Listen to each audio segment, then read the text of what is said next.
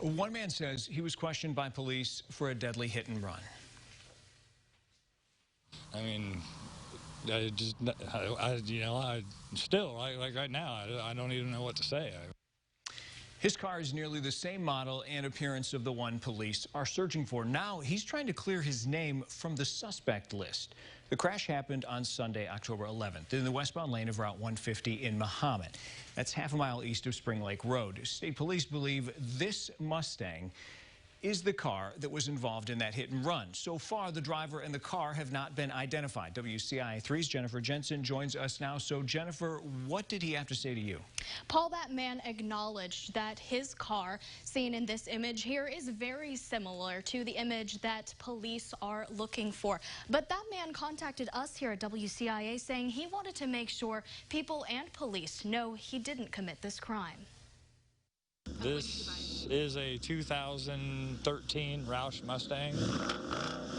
I've actually bought it last month. Chris Burton's car may stand out among others in small central Illinois towns. That became clear when he says law enforcement showed up at his front door. Why would a cop stop by and look at my white Mustang? It's just out of the blue, because I knew nothing about it. Police came to compare his Mustang to the one they're searching for in the deadly hit-and-run case. 3 bicyclists were riding in the westbound lane of Route 150 in Mahomet. State police say 2 of them were hit by this Mustang shown in a surveillance image. 1 of them survived, but 50-year-old Bill Shue died. Troopers say the driver of the car did not stop and left the scene. Police believe the car in question is a 2010 to 2014 white Ford Mustang with black side view mirrors.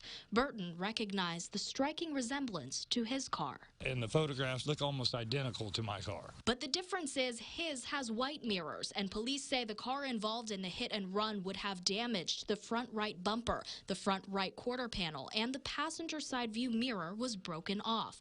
Burton's car doesn't look like that, and he says it would take weeks to order and install custom parts to repair that kind of damage on his car.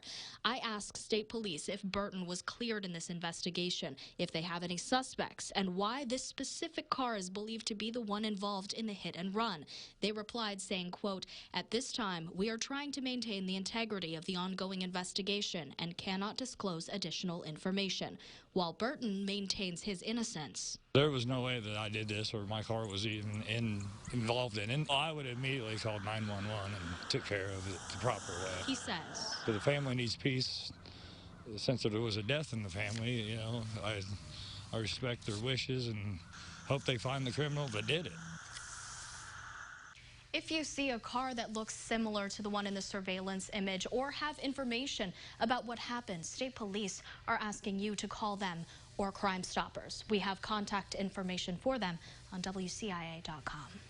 Unless you invite the police over to their house, you never want to see them. I had to imagine he was very uncomfortable. True, but he was also just very open about the fact that he wanted to defend that he was not the person who did this. Absolutely. All right, Jennifer, thanks.